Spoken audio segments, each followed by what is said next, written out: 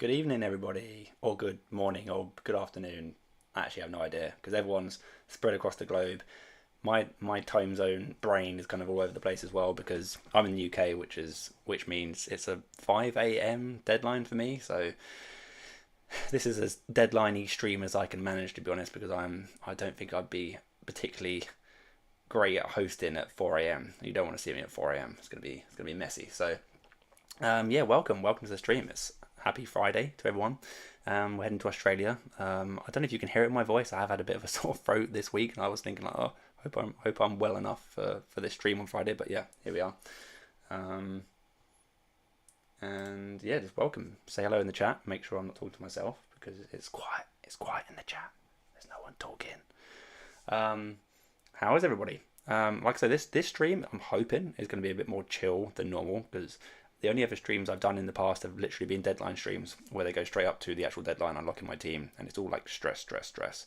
This one I'm hoping is going to be a little bit more relaxed, and I can just talk through a bit more about what I'm feeling, what I'm thinking in terms of my team.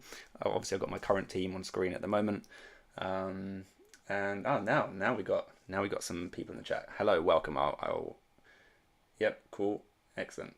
Yeah, so I'm gonna just go through kind of a leisurely pace. I'm gonna take great pleasure in the fact that I'm not gonna get too stressed out on this stream, which maybe makes it worse viewing for you because I think people like it when I'm literally like sweating. Like, oh, what do I do? But yeah, I've got a team very much in mind.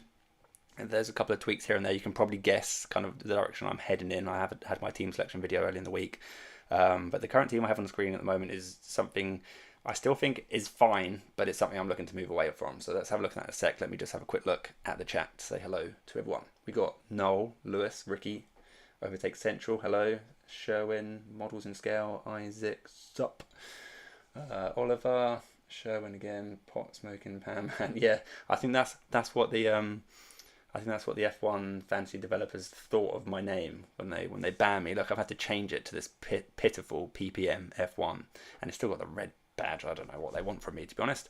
So yeah, I've had to change my team name. Nathan, Yanir, hello everyone, welcome to the stream.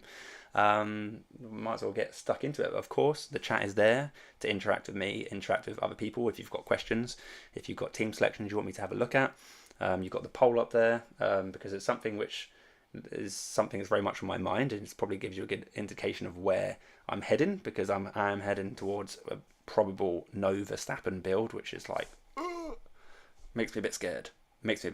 But you know, you gotta get with the times because the constructors are where the points at. So let's have a quick look at kind of the rough build I'm looking at. It does involve getting rid of Aston Martin. So the basic swaps are pretty straightforward. It is Ferrari in for one of these three, and that's why I kind of put the poll up there because I'm finding it really hard to decide actually between Perez, Leclerc, and Sainz. They're all very, very much even. I'd very much anticipate Leclerc to be on pole or at least P2. I'd imagine. I think he's going to get pole, to be honest.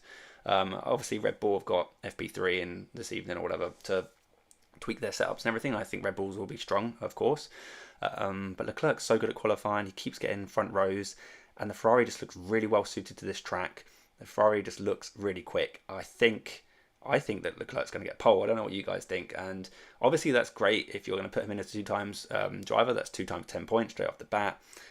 Obviously, with the concern of that is, will he drop back a couple of spaces in the race? Will the Red Bulls come through during the race? Verstappen and Perez overtaking him? And will he just end up with going back to like P3 or P4 or something?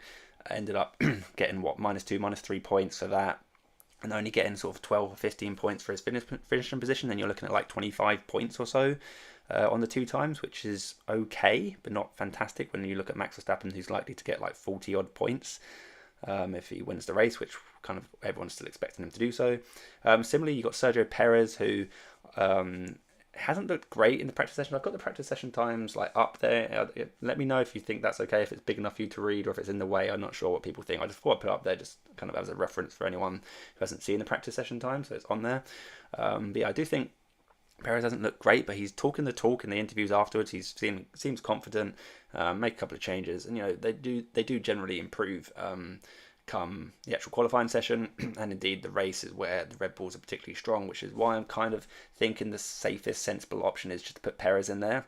It also frees up 4 million, so I can just put like a budget driver of my choice in. I could, if I want to get rid of Magnussen or Albon, I could look at bringing in the dreaded, for example. I could get rid of Magnussen and bring in where is he? There he is, just staring at me with the weird side-on picture. Lance Stroll, which I just can't get away from this man. I can't get away from him, but I think he's got good potential if he finishes the race. I'm going to say it again, if he finishes the race, in terms of not just getting a few points potentially, but actually kind of more looking at the budget option. If he finishes in the top 10, gets a few points, are we likely to see an increase in price? I'm just going to throw it over to F1 Fancy Tools, and let's scroll down actually. Where are we? If we just stick on the team calculator, because I will eventually work out to you. Why is it not? Can I refresh this? There we go. Oh, it's on the side. You know what? I'm getting confused because I normally look at this on my phone and I scroll down to see the drivers at the bottom of my phone screen, but it's actually on the right hand side on my laptop. So it's all a bit like throwing me off here. I'm like, well, why can't I see the drivers? It's literally right there. So you can see this column here, predicted price change. We can sort it by that, and look who's top of the pile for predicted price change. If we go into it, Lance Stroll is kind of heavily predicted, about 50%. To get a plus 0.5. By the way, thanks F1 Fancy Tools, fantastic website for using these things. I will advocate them. I'm not in any way sponsored by them. This is purely me just saying it's a great website. Use it. It's great. Plus one for a plus 1 million. He's 30. 1 in 3. He's got a chance of going up a million. Basically, if he finishes in the top 10, he might go up a million. That's a really good bonus. And if he it's not predicted to lose too much money if he DNFs. I think, how much did he lose in last race? Yeah, he DNF'd and he got minus 0.2. It's not terrible. So yeah, I don't know. In terms of building budget, and I am very much concerned about building budget, I already feel a little bit behind everyone, which is very unusual feeling, because I'm normally quite up there with the budget and I'm feeling like Mr. Rich Pants over here, but I'm actually been left behind a little bit after the first couple of races, so I'm quite eager to make up some money. And in terms of making up money, I think potentially Perez in that case isn't the best 2 times. If I'm purely looking at budget, Leclerc or Sainz may be better. In fact, Sainz, if we go back to the this thing here, Sainz slightly ahead of both Leclerc. If you're looking over here on the right hand side, if you can see that, I'm not sure you can just about see that. I haven't cut it off with my face or anything. But yeah, you see Sainz 0.46. So it is very close. It's very, very close. So when it's that close, is it really worth sacrificing potential points? Probably not. And I have commented already on Twitter earlier this week about Carlos Sainz, returning from surgery. Is he going to be fit enough to actually get through the race? I think he will be. I think he'll be okay, but there is still that kind of nagging doubt. And to put the 2 times on him, as well as having him under the constructor, if he does DNF, that would be back-breaking. So I'm kind of leaning away from Sainz a bit and thinking Leclerc is probably the next best option, because I do think Leclerc, being a great qualifier and potentially put it on pole, and then Albert Park being quite difficult to overtake. There are a bunch of DRS zones around here, so they have tried to make it as easy as possible to overtake. But the fact that there's 4 DRS zones just goes to show that overtaking isn't that easy. Otherwise, they wouldn't put that many on. And it is quite a kind of twisty track. There's not too much in the way of straights, apart from that kind of back straight bit, which leads into turn 9 and 10. That's a good overtaking spot. But at the same time, the Ferrari's not a slouch in a straight line. So I do think that if Leclerc can get pole and he kind of stays ahead from lap 1, could we see a non-Verstappen victory? Am I just being vastly naive and too optimistic? I don't know. But so if I'm not going for Perez, I think I'd probably go for Leclerc and kind of go for a build like this, or something similar, depending on how I feel in terms of budget options. But I'm just going to hop back to the chat because I'm already getting a bit ahead of myself. I said there's going to be a chill stream, and I'm already acting like the deadline's in 20 minutes. It's not. In fact, let's have a quick look. It's 7 hours away. Relax, Tom. Have a drink of water. Read the chat.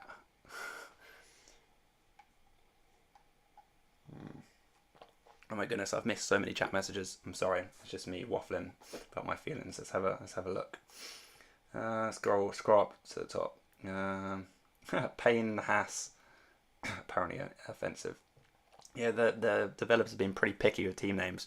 Has anyone else had any weird team names that have just been disallowed or even offensive names that have been okayed. Like, what's going on?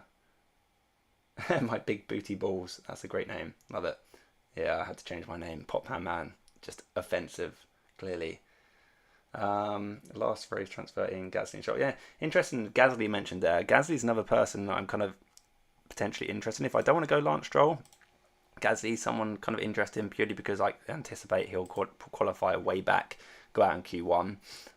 If we go to here quickly, we could look at the qualifying simulation. I know there's lots of different variations of this floating around Twitter and everything. I'm just going to use the official F1 predictions in terms of qualifying and race pace for this stream. But as we can see, Alpine are right at the bottom here. Very likely to go out in Q1, which is great for fantasy budget assets. Of course, in terms of race pace, they're also not that much greater. They are a little bit close to the Saubers here. And historically, Australia is a bit of a DNF track. We saw what happened in the Carnage last year. So if there are people going out, DNFing ahead, then someone like Gasly could very well make up a few positions and just accumulate enough points to potentially get a price rise. I think if we again go back to the fancy tools, Gasly, yeah, look, Gasly's kind of up there, past your Strolls and your DRS boost candidates. Gasly's the next best option, followed very closely by Ocon for a price rise. And I'm very, very interested in price rises at the moment because, like I said, I do feel a little bit behind on budget. Who else we got in here? My name was Perez My Button, and it got banned. And these are good names. This is good names. Perez My Button. That's legitimately like a good little bit of wordplay. Red Bull, Ferrari, Leclerc. Yeah, that's kind of where I'm at here at the moment. Glenn, nice to see you. Always commented on my videos. Thank you very much for that. Always good for a chuckle reading your comments. Leclerc DNF incoming. That would be so brutal. Basically, that's the risk we're looking at here. That is the big risk. Moving away from Verstappen 2 times. Any sort of DNF for a Leclerc, a Perez, or a Sainz in that region, just go. That's going to prove that going for the Verstappen 2 times was the best option because it's going to be such a big points differential when the inevitable happens and a Leclerc or a Perez do in fact DNF. And the people that have just stayed true to the Verstappen builds with like Aston Martin as the second constructor will be absolutely lapping up the points and they're going to catapult ahead. The trouble with keeping with that build is if those DNFs just don't occur or they're very infrequent, then over time, each race, the Verstappen 2 times builds are just falling away. We're falling away 10 points behind here, 20 points behind here. Suddenly there's a gap forming and it's making lots of us engaged strategists, fantasy managers, a little bit concerned about falling away too much. Of course, I feel like it's going to happen at some point. I mean, maybe Verstappen will even DNF. It happened here a couple of years ago. His last DNF, I believe, was Australia 2022, correct me if I'm wrong. So maybe lightning will strike twice in the same place. But yeah, I do think that everyone's very excited to be jumping on the Ferrari kind of constructor bandwagon, but it does come at a cost on that kind of safety net on the 2 times. Let's go back to the chat. Worth keeping Sargent. Yeah, this is an interesting one. That whole, I don't know how people feel. Sorry, I'm already losing my voice. Like people just catching the stream, I did have a bit of a sore throat this week, and it's been fine the last sort of 24, 48 hours, but now because I'm just talking, my throat's getting dry, so you have to excuse me a minute. Yeah, big talking point this weekend out the Albon Sargent shenanigans. I personally feel really bad for Sargent. I can fully understand why Williams have done it, but you got to feel a bit for Sargent, and Albon must feel a little bit like he kind of a bit awkward, I guess, because a lot of pressure on his shoulders as well. If Albon doesn't have a good race, or particularly if he DNFs, it's going to be it's going to look bad, and Sargent will have a little bit of a smirk on his face if that happens. Probably not. Like, he wants his teammate to do well. He wants his team to score points. But at the same time, I do feel it was harsh on Sargent. I don't know what people think on that. In fact, and this poll's going to run its course. Why don't we find out what everyone thinks on that matter?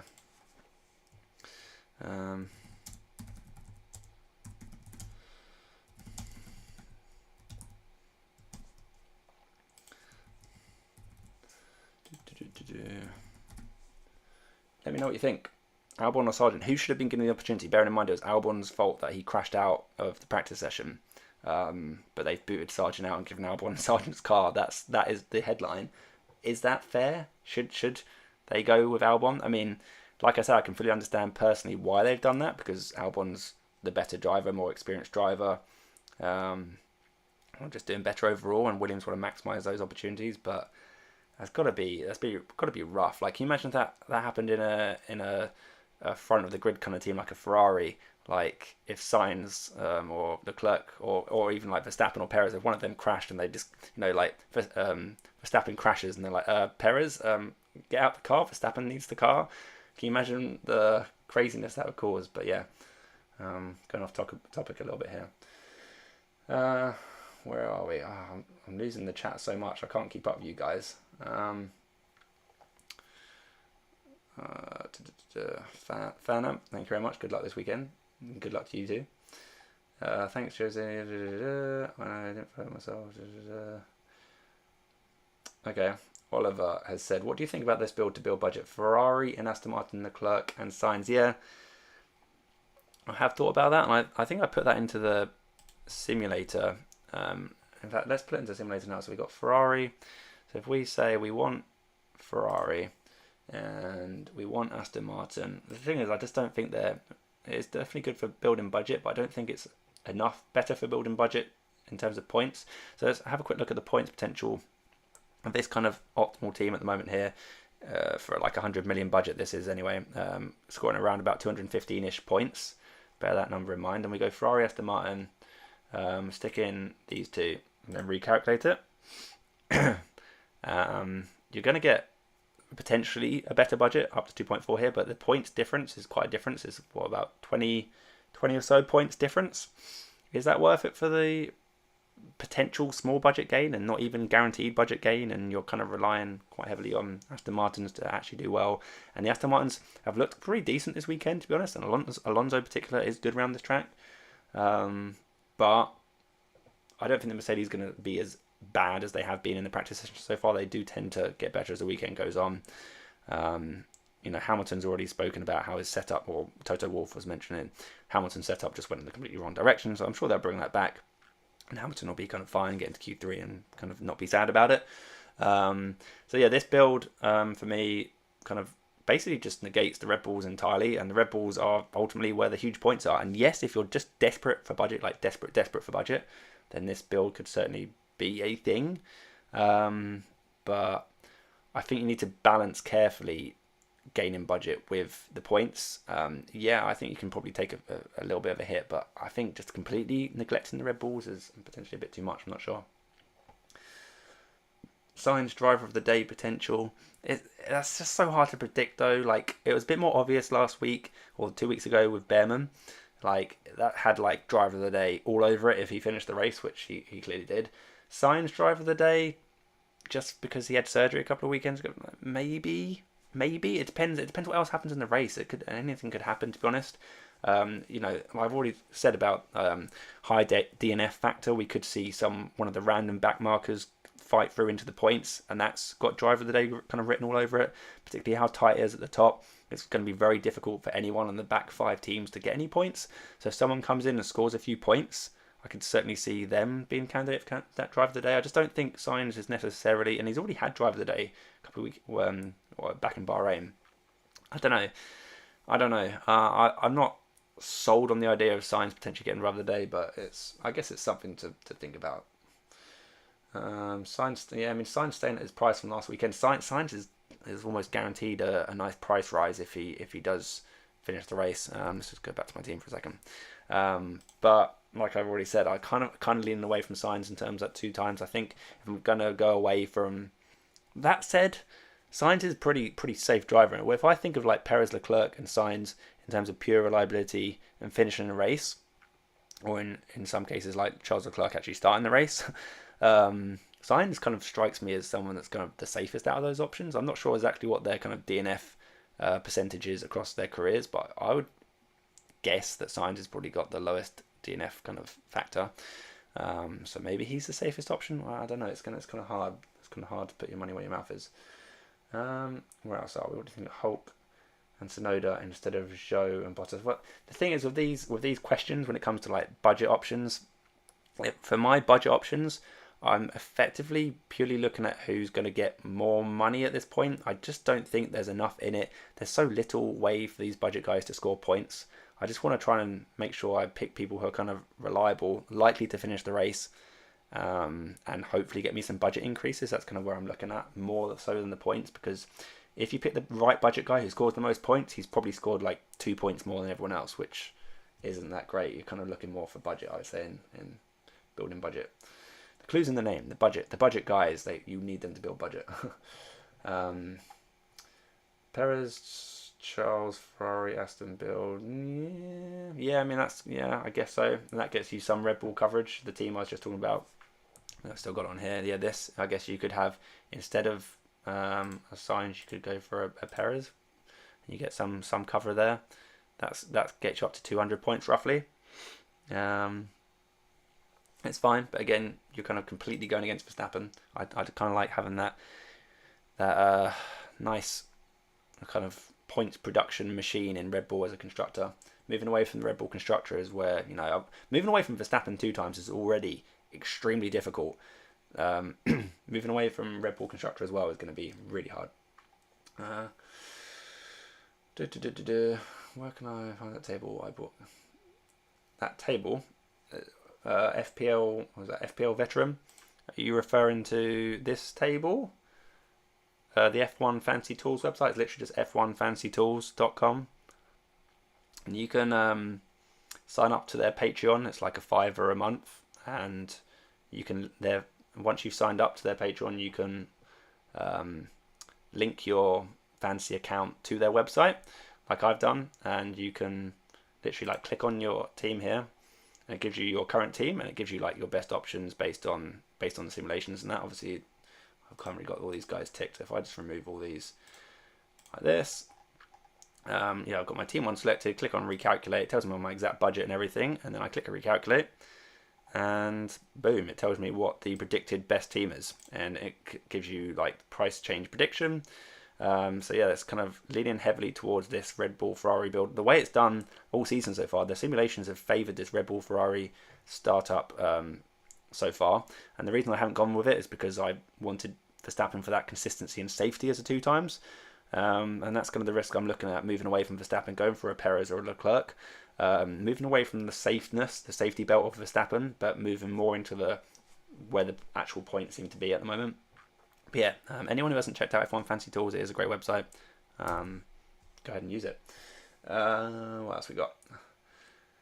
Name system barred. Yeah, probably. What's the... Oh yeah, so most people are saying Albon should be driving. Yeah, I mean, fair enough, I guess. Fair enough, I guess. Ash says Stroll surely can't DNF 2 races in a row. Whoa, Stroll, here we go. He's seen that comment. He's heard me say it now. He's just like winding up. He's like, can't DNF 2 weeks in a row. Let's do this. I did actually notice the trend a bit last year. Actually, let's go back to just completely plug in the F1 Fancy Tools website. Let me see if I can go to race results quickly, and go to 2023, because I did notice a bit of a trend in terms of DNF in back-to-back races or races near each other. I don't know if we just get rid of all of this stuff, we go for disqualified or not classified, I guess. Yeah, that kind of covers it for the race. This is a nice little table of all the DNFs from last season. Look how many times there are DNFs close to each other. Albon here, Saudi into Australia, Leclerc, excuse me, with a -20 is okay for a race, then gets another -20. Down here, Ocon -20 into a -20. Here we've got a -20 into a -20. Sargent here, -20 into a -20. Magnussen -20. It's like almost like just looking at this kind of table. I'm picking out the data I want to look at, I suppose, because there are lots of DNFs in isolation as well. But it's kind of interesting to me noticing that there are quite a few back-to-back DNFs, or Hamilton here of the DNF into a DQ. Still hurts as a 2 times owner of Hamilton in Cota. Magnussen, back-to-back DNFs. Maybe I'm just running a bit scared about that. What the hell just happened there? My team just like flashed back to... I don't know what just happened there. I didn't just accidentally make transfers. Did I? No, cool. That was weird. I had my team all set up with Ferraris and everything. It's almost like a sign. The website's like, no, don't move away from Verstappen. Don't move away from Verstappen. Don't be foolish. But yeah, I'm very, very much torn. Very torn. I think I'm kind of more or less ruled out Carlos Sainz. I think it is very much between Perez and Leclerc. I think in terms of kind of safety and everything, Perez is probably the best pick because he's in the best car. But the Ferraris do look genuinely quick around this track, and Leclerc has proven over the past 5 or 6 races he just keeps getting on the front row. And I said earlier on the stream, I genuinely think that Leclerc's got a great shot at pole position. And the race pace is decent. In fact, let's throw it over to here. I've got the race pace here. The Ferrari just a 10th off in terms of race pace. That's really close. That's really close. And it's always hard to tell exactly what's going on in the race simulations. And I know that the long runs, as they're known as in practice sessions, are generally like 5 or 6 laps if you're lucky, generally. So it's very limited data in terms of race simulation pace, but it's all we've got to go on. So that's kind of what we're going on. But that does tell us that the Ferraris are very close to the Red Bulls, and obviously in terms of quali pace, the Ferraris are actually just that fraction quicker, probably about dead heat, to be honest, when it comes to actual qualifying. So yeah, I think if there's gonna be a race where a Ferrari could finish ahead of a Perez, or dare I say it, in front of a Verstappen, I feel like this could be it. Could this be it? Could this be the time to go over Leclerc? He's also a couple of million cheaper than Perez, so potentially we don't know the exact algorithm of how they're calculating their price changes. But if Leclerc was to get a P2, or dare I say a P1, Leclerc could almost certainly go up another 1, or even, if he gets P1, if Leclerc gets P1, he'll probably get driver of the day as well, because everyone will be so relieved that Verstappen's finally not won a race. He's going to get so many points. He'll get a huge price. He's going to see 1.5 million. It's outside chance, but I'm dreaming a bit here. I'm talking up Charles Leclerc a little bit, but I don't know. I don't know what you guys think on the Perez versus Leclerc. The poll earlier was kind of leaning towards Leclerc, and that's kind of interesting to me, because I actually thought a lot more people would go for Perez, but I am very, very tempted by Leclerc. Can't lie. Let's have a quick look at the chat again, because I've gone off topic and I've moved away from everything. What else we got? Apparently offensive. Ricky Fisher, Phil, Mike, Crack. Yeah, I can see why that one got banned, to be fair. Their name says, yeah, I've gone too far up. I've already read that message. Where are we? The current meta only works. This is an interesting point from Veteran. The current meta only works if Perez is finishing second. Last year he had a nightmare in Australia, and I think he'll finish third at best. Did he have a nightmare? I can't actually remember exactly. I know he crashed out qualifying, didn't he? What happened in Australia? Let's just put all this back in. 23. Australia 52 points. So yeah, he definitely didn't have a nightmare. I think that's where he crashed out of qualifying, isn't it? And then he came through, got a load of positions, gained and overtakes, and actually got a really good score, I believe. Correct me if I'm wrong. I don't think I'm going crazy, but yeah, I think Perez actually had a pretty decent season. I think he's finished in the top 10 the last couple of seasons here, so it's actually pretty decent. What else we got here? Oh, Keith's in here. Keith, my mate here. Happy birthday! Great to see you in the stream. That is commitment right there on your birthday, coming onto the stream. Thanks for joining me. Stroll is bad at street circuits. Yeah, I did see. I can't remember if it was FP1 or FP2. I can't remember. Might have been both, but Stroll did have a couple of instances. Even one of his long runs. He's one of 5 or 6 lappers. He went off, I think, towards the end of the lap, just he wasn't even doing a quali lap. It wasn't like he was pushing or anything, and he just spun off towards the end of the lap, and it's just yeah, I don't know. If I go with Stroll, for example, this build, go back to this, I can afford it, doing this, or something similar to this, then I'm purely going on this, crossing my fingers and just hoping that Stroll Lemon finishes the race and gets me a 0.5 rise. That's kind of all I'm hoping for, but it does, I'd be so much happier if I didn't have to pick Stroll, I'm not gonna lie. What else we got? They just listed Logan as active on the site. Okay.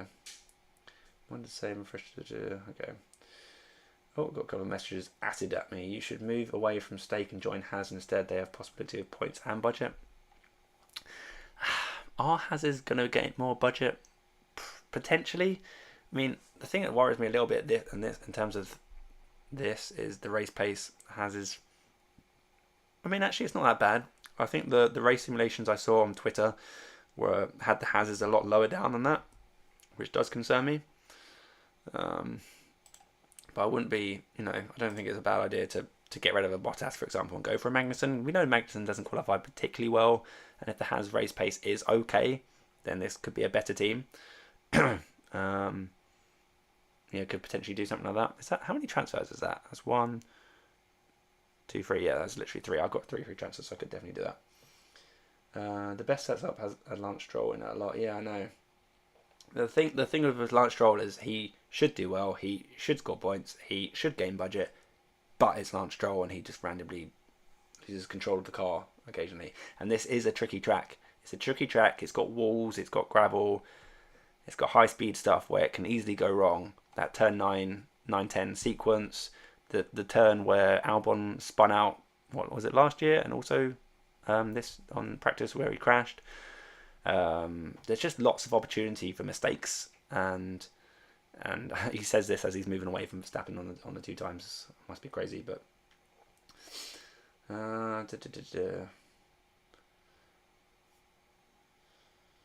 David isn't qualifying well, kind of better qualify out position, gain points. Phil Perez could qualify 7th and finish 3rd. Yeah, this is the thing. Like with Perez, like going with a Perez build, you're kind of relying. Oh, I can't actually get Perez with this build because I need to probably ditch a Stroll or whatever. Bring back a Bottas, and that gets me back to Stroll. Yeah, so I'd have to do this for a Perez build, and yeah, I mean, it potentially gets you more points, but then if I just don't know. I feel like the Clerk's got that potential to get pole and finish. More likely 2nd. I think Verstappen will still get him, but is that worth more points than Perez finishing or qualifying like 5th or 6th and then moving up to like 3rd? The thing is, it's probably very much similar, so maybe I should just play it safe and just go Perez. It's just so boring though. I want to have some excitement. I don't know.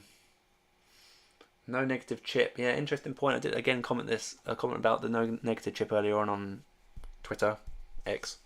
I used my no negative chip here last season actually.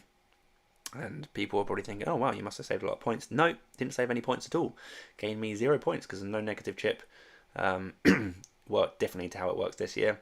And it literally only stops a driver going from below 0 rather than just actually dropping any negative points at all in terms of positions dropped or whatever DNF. And also all the DNFs that happened to my team happened after 90% of like race distance. So it didn't get the -20 on fantasy. So it literally did nothing. And if the no negative was the same as last year, I'd be very, very, very tempted to use it again this year on this race. Indeed, we saw in FP1 and FP2 drivers kind of going off the track, kind of all over the place. People spinning around, Albon on the wall, people going in the gravel. Accidents are likely to happen, and I think there will be a few people that pull the trigger on no negative. But because of the rule change and no negative being stronger this year, where it stops any negative points at all per category rather than overall points. That means I think it's going to be a lot stronger in terms of a sprint race, where you've obviously got the double chance of DNF, the double chance of falling back in the race, and the no negative this year is going to stop any of those negative points from happening at all, rather than just stopping you from falling below 0.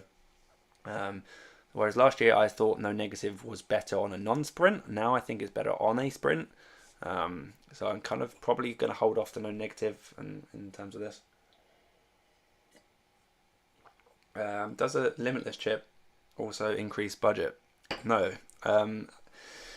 If it's the same as last year, which I believe it is, I didn't gain any budget in terms of gaining budget off limitless. You go back to your original team once the weekend's over, and your budget adjusts according to the team you had before you went limitless and put all the great drivers in. So yeah, I'm pretty sure that you're not gonna get the budget gain if you go limitless. Should I remove Albon for Joe for Australia? That's kind of an interesting thing. I mean, I've kind of got them both in here. I'm not sure what team structure you're going for that requires you to drop one of them. If you had to drop one of them, I think I'd personally, if you've got the free transfer, to use and it's just going to burn otherwise, I think I'd put Guan Yu Zhou in because he's kind of pretty good for overtakes. Probably qualify a little bit further back and just maybe get positions gained. And like I say, overtakes. Albon is a bit more capable of qualifying a bit higher up and then not really going anywhere. So less likely to get points, I suppose. And probably slightly less likely to get budget increase, I would guess, going forward. But it's very much of a muchness. I wouldn't burn a transfer on that move if you can avoid it. Excuse me.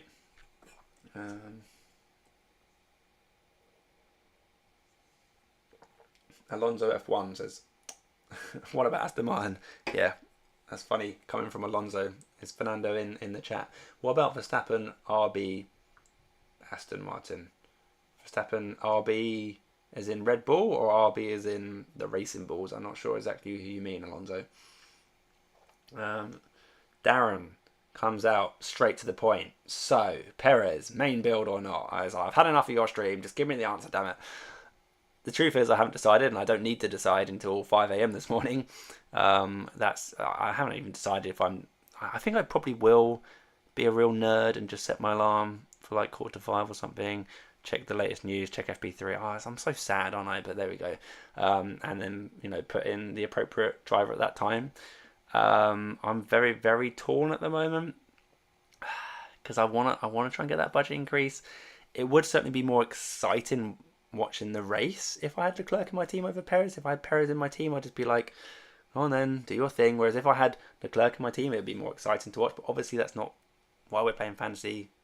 I mean, maybe to some extent for some of us. But yeah, I think if we're looking at pure points potential, I think it's probably safer just to go Perez, to be completely honest. And Leclerc is the more exciting pick, potentially slightly more risky. But also has slightly more budget gain potential, although they both did well in the last race and they both went up by $1 million equally. So in terms of budget, I mean, maybe it'll be the same again. So this is probably kind of the best kind of build going with Perez, but I am still very, very torn, and I'll have a little bit more of a quiet think about it whilst I'm not on stream as well before I properly lock in my team. But if you had to ask me right now, like if the deadline was like now, I'd probably go Perez, but I'm going to spend a bit more time trying to convince myself to go Leclerc, basically. What happens if you keep Sargent in your team? I'm not 100% sure. I'd imagine you just score 0 from him, which actually probably isn't a bad thing. You automatically don't get a DNF, right? I don't think anything else much more is going to happen in terms of that. Do a hypothetical build without Verstappen and Red Bull. A lot of leagues have them banned. I mean, if you want a hypothetical build, I'm not going to spend too much brain power working that out. You can just go to F1 Fantasy Tools website, and then you can put in your budget. If I just put in actually there's no point in even doing that as a whatever, put in my current team. You can just put like an X on Verstappen and Red Bull, and then recalculate a team, the best team without Verstappen and Red Bull, and that gives you a pretty good idea. So this is what the Tools website comes up with: a Ferrari Aston constructor build with Perez and Leclerc in there. Quite a nice, well-rounded kind of team. But I personally have got too much to worry about in terms of my actual real team that I want to focus on, which does involve some amount of Red Bull and Verstappen. So, but yeah, that's kind of some options for you if you're in one of those leagues where you don't go with Verstappen, etc. What else we got? 2 RB drivers. So I'm assuming you mean you've got Ricciardo and Tsunoda, log snacks. Should I remove 1 or 2 for Haas or Sauber? Maybe I would definitely at least drop 1. I don't think I'd be going all in on the RBs. I mean, their race simulation pace is actually pretty decent according to this. And you have got Ricciardo at his home race. If he's going to perform well, like maybe this is the race he does perform well.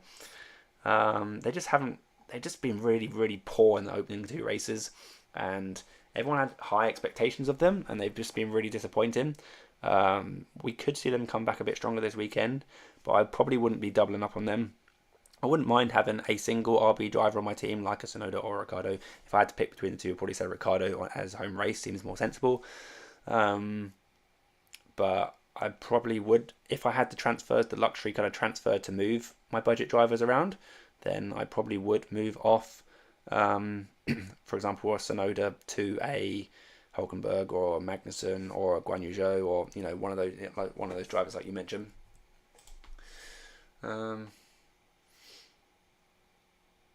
Ricardo has a terrible record at his home race, I seem to remember. I don't know exactly what his record is, to be honest. I know he got that phantom podium, didn't he? He got on the podium, then got disqualified a few years ago. But yeah, I don't know. I think, didn't he do quite well when he was at McLaren? Am I making that up? Am I imagining things? He did all right with McLaren a couple of seasons ago, I think. Did he get like a P7 or something? Can't remember. But what else we got in here? Red Bull, Aston, Leclerc signs. You get Red Bull and Ferrari with budget gain potential. Let's plug it into this. So you're talking about Red Bull. This is Silent Sinner. Red Bull with Aston Martin, Leclerc and Sainz. So you're looking for a nice budget builder, basically. Can't afford you with that. 6 million takes you down to like a Bottas. Yeah, looks pretty good in terms of building budget. In fact, I got exactly zero money in the bank. That's how poor I am to afford this team. I actually like it in terms of building budget. Shall we plug it into the old F1 Fancy Tools? Let's see how many points it's like to get. Let's have a look. So if we go, let's just get this right. So Leclerc and Sainz, Albon, Zhou and Bottas. Albon, Zhou and Bottas. And then constructors of Red Bull and Aston Martin. Aston Martin, Red Bull. Let's calculate that. So we're looking at sort of 215 as the optimal kind of point scoring, and this comes up with 203. Actually pretty good in terms of increase in money. It's actually very much the similar price as what the Ferrari constructor build can produce. But yeah, you are right in terms of building budget. Having Leclerc and Sainz, they're more likely, the way we've seen things go, they're more likely to go up sort of 0.5, whereas we've seen from the constructor it tends to only go up like 0.3 for some reason. So yeah, this is pretty decent. That enables you to 2 times Leclerc, and then just have Sainz just there as scoring hopefully 20 odd points or so and getting a nice price rise. Aston Martin, I think, I anticipate them to get a price rise in Jeddah because of Stroll's DNF. They didn't. As long as they both finish the race this time round, then Aston Martin should also get a price rise. Red Bull won't get hardly any price rise, 0.1, 0.2, I guess. Yeah, it looks pretty decent. So yeah, that's getting a plus 1.82. If we just reset this again, so we can compare it to what it thinks. So plus 182 and 203 points compared to, why is this all changed around? What have I done? Oh, it's because I've got Aston Martin as a flipping thing. Recalculate. Yeah, so it's actually the price increase here is very, very similar, almost identical actually. And in terms of points, this just gets more points. So when the budget increase potential is that close, but the points difference is like an extra sort of 15 points or so, it's probably not worth it to go with a team like this. Probably not worth it. According to the simulations. I mean, obviously we've got our own minds. We don't have to be slaves to the simulations. But I am still very much tempted to go with something more along these lines. I just haven't made my. I think I'm pretty much going with this. I think I am moving away from the Verstappen build. I think I just can't be left behind any longer. Although I feel like it's going to bite me. It's just the way fantasy rolls, isn't it? Like you're patient. You make your move, and something terrible happens, and it's just going to happen probably. But can't do much about that. I think it's the right move, all things considered at the moment. I'm pretty much going to be set on a team kind of like this. Again, the budget drivers may be tweaked here or there. I might get a Has driver in instead of like a Bottas or something, for example. And then the real big decision for me, if I'm moving away from Verstappen, is who to trust with the 2 times. Who to trust. I mean, Perez has been driving well. Like I say, and in all the interviews, he's talking the talk, saying that he's just like simplifying things. He feels more comfortable. He does generally do well at the beginning of the season before it kind of goes a bit away from him later on in the season. So if we're going to trust Perez, maybe now's the best time to do it.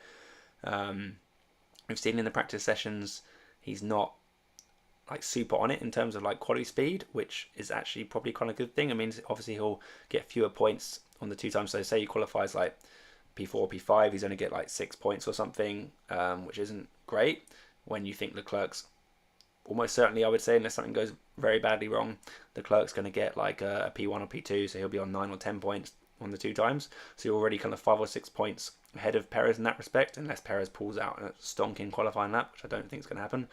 But it's where the race points kind of come into it, which really makes me think that perhaps Perez is just the safer, better option. I don't know.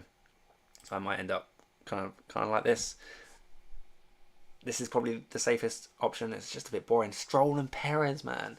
Stroll and Perez. Come on. I don't know. Yeah, I mean, I think I'll have another look through the chat here to see what's going on. In terms of like how long this stream is going to go on, this is definitely not going to go on until a deadline. My throat is already like crying out like for a break. So yeah, if you've got any more questions, I'll scroll through the chat now. Ask away. New exhaust, okay. And yeah, and then I think in terms of wrapping up the stream, I'm not going to wrap it up yet. I'm still going to go on for a little bit longer.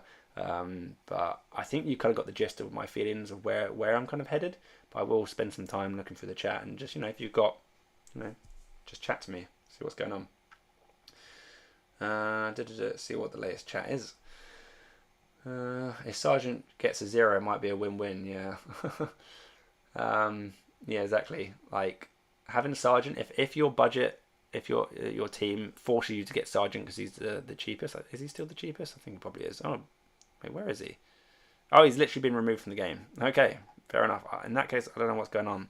He's literally not even in the game anymore. It stops you from transferring him in. This is very weird. I actually don't know what's going on. They haven't given us any actual information, have they? I don't know. If everyone's got any information about what's happened to Sargent, he's literally been booted off the fantasy game. Must be feeling pretty rough down under for him at the moment. Yeah, it's an interesting one. I honestly don't know exactly what's going to happen. I would guess that it's just going to get 0 points if you have him in your team. Just get nothing. But it would be, I wouldn't put it past the developers to just like slap you with a -20 or something. Like, oh, he didn't finish the race, he's got -20. I don't think it's going to happen, but let's see what else we got. I've locked in Delta. I've locked in on Leclerc. Ooh, exciting stuff. Yeah, I don't know. I'm very, very tempted by Leclerc. Can anyone like type in a sentence or two for me to convince me to buy Leclerc? Why should I pick Leclerc? Send them to me. Leclerc fans are out there. Why should I go Leclerc over Perez? I think that it's. I have said earlier on the stream, I do think if a Ferrari driver is going to outscore Perez or finish ahead of him in the race, then this is the track to do it on. The Ferrari just looks really, really well planted on this track. And if Perez doesn't qualify well and he can't quite make his way through it, the Ferrari's race pace is genuinely good, and Leclerc can keep ahead of Perez, then that's kind of where Leclerc is. I don't think Perez has had a lot of DNFs on his career. You're being harsh. This weak points in qualifying has been learning. That's not bad for fancy because his race is really strong. Yeah, I know.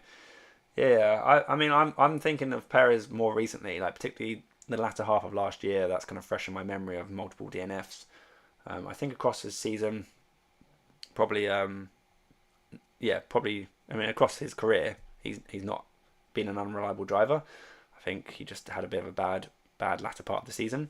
But yeah, I do think that he is kind of generally safe, and maybe I'm just running scared of him, and picking Leclerc is just being a bit too exotic and tropical, and I should just play it safe with Perez and go with a build like this.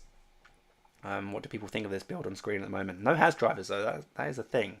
By going with Lance Stroll here, I guess the other option is I keep hold of Magnussen over Albon.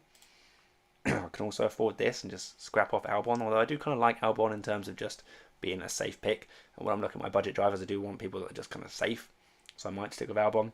But I also really kind of want some Has coverage, which sounds ludicrous, but Hases do look kind of decent this season for the back markers.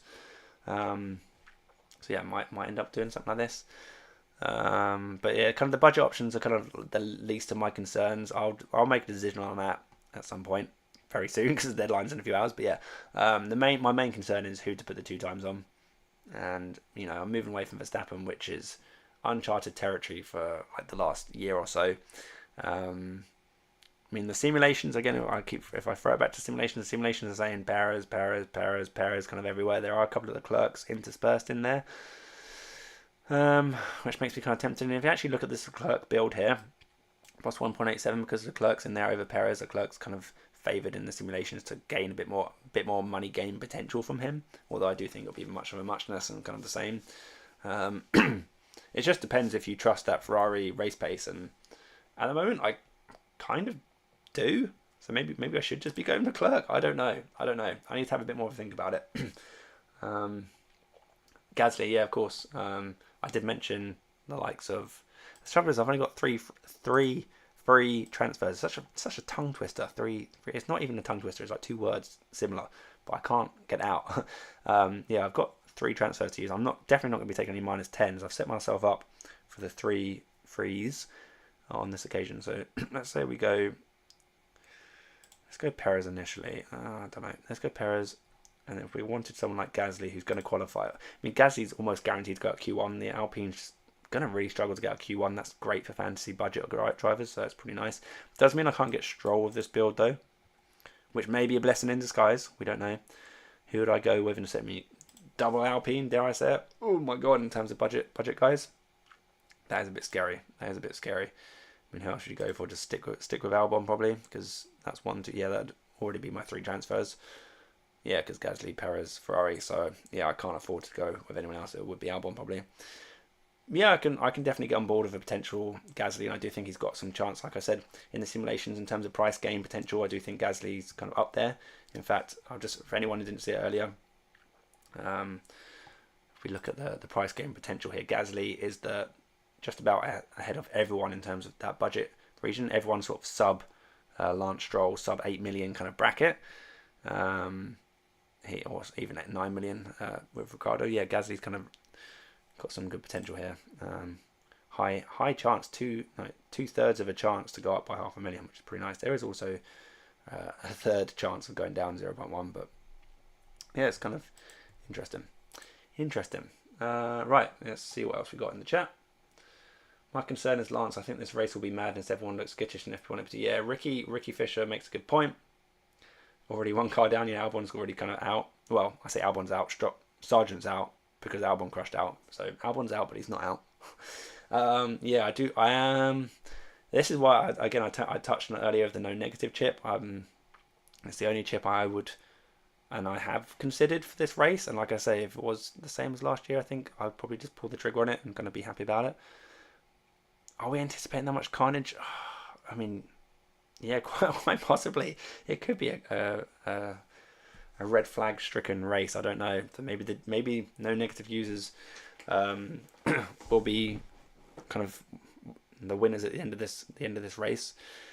But I think, if you're looking at it mathematically, I think the no negative is just better at a sprint race. So as much as I kind of want to use it on a race like this, because I do think red flags may well be a factor and DNFs and stuff. Is it just better at a more, I don't know. I think it's just mathematically better at a sprint race, right? Because there's more, you've got 2 races. The sprint -20, the sprint DNF is -20. So you've got 2 times the chance of getting that DNF and minus points. So I think mathematically it's just more sensible to go no negative at a sprint race. But yeah, I'm not sure. Is anyone? Should we do one last poll? We'll do one last poll for the stream. I'll kind of get your feelings on it. I feel like I know where this poll's going to go, but I'm just going to get very simple poll, yes or no. I feel like I know where this is going, but feel free to vote anyway, just to kind of get. We'll do one more poll in there. What else we got? What would you recommend to choose for 2 free transfers? That's a very, very open question because I don't know what team structure you've got. I don't know what. Yeah. Personally, I think the strongest team is something that looks along these lines, where you've got this Ferrari, Red Bull, Constructor platform. The constructors score big points. They get those points for getting into Q3, for example. They get the points for fastest pit stops, which we know Ferrari are good at, and especially in Red Bull are capable of getting some points as well. So I do think that that's just a great option. They double up effectively the drivers' points. The big points are going into your constructors and your 2x driver. So that's why I'm spending a lot of time in this stream discussing the 2x driver. I'm kind of already settled on my constructors because I'm kind of fed up of having a non-premium constructor in the second slot. So yeah, I think it just makes sense. So yeah, quite a few votes going in. About a quarter of you saying yes for the no negative. A lot of people running a bit scared of this red flag. Yeah, I don't know. Maybe I should put a bit more thought into it. Like I said, I did roll the dice on it last year, and put the no negative on for this race. But like I say, that with that rule change where the no negative changes. I don't know. I don't know. Maybe now I'm thinking a bit more on it. Now people are starting to comment a bit more on it in the chat and the poll and everything. I think, like I say, if you look at it mathematically, I think it's probably wrong to put no negative on it for Australia. If you're looking at it from a pure kind of fear point of view, and the fact that a lot of drivers, I mean, if you haven't seen the practice sessions, go and watch the highlights on YouTube. They're only like a few minutes long. A lot of drivers have been going off the track, in the grass, in the gravel, in the wall, a lot in just 2 sessions. So no negative could certainly prove. It's got a history as well. It's not just the last year or two. It's got a pretty long history of being a kind of a high amount of DNFs on this track. So I'm now suddenly slowly talking myself into a no negative chip use. Oh my goodness. But yeah, I don't know. It's tough because, like I say, no, in terms of mathematically and looking at the numbers, I don't think it's right in terms of, is this race genuinely like dangerous and your drivers are going to DNF and you're going to hate your life when you see Perez as your 2x has gone into the wall and you haven't used your no negative? I don't know. Maybe I guess I'll give you another green tick for the no negative use now is very few teams, or probably hardly anyone, or I think there'll be maybe just a few, very few teams right now can afford the Red Bulls with the Ferrari constructor and the Verstappen 2x. So a lot of us, most of us, will be using a Perez or a Leclerc as an example. Maybe perhaps down the line, we'll be able to afford, hopefully we've got enough budget to clamp onto a Red Bull plus Ferrari plus Verstappen as a 2x, where no negative will be less effective because Verstappen is just safer, consistent, very unlikely to DNF. So perhaps in a race that's potentially high red flag potential, and you're going against Verstappen on the 2x, maybe it's a sensible time to use it. You could look at it that way. Let's see what else people are saying.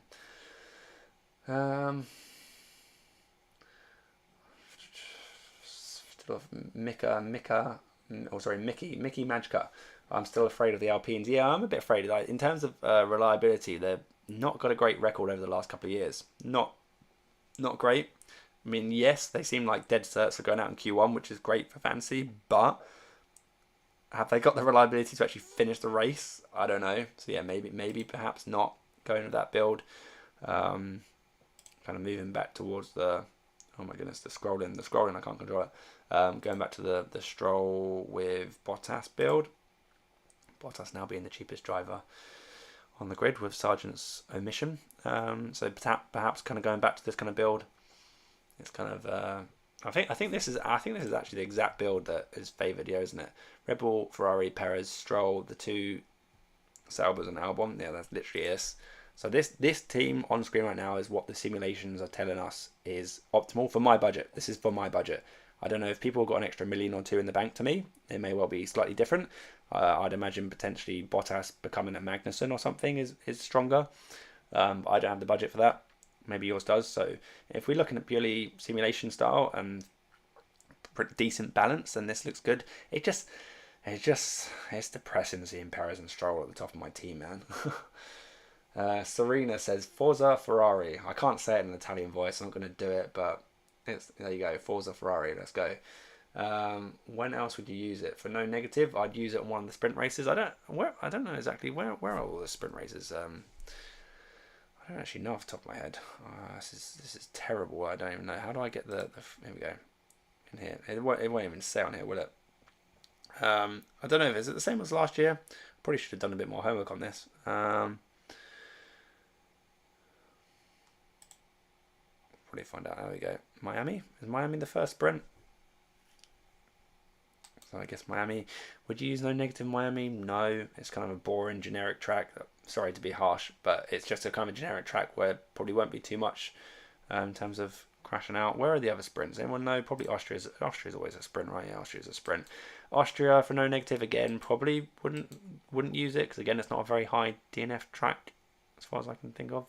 Where else are the sprints? So are we just like talking the same as last year? No, Spa's not got it this year.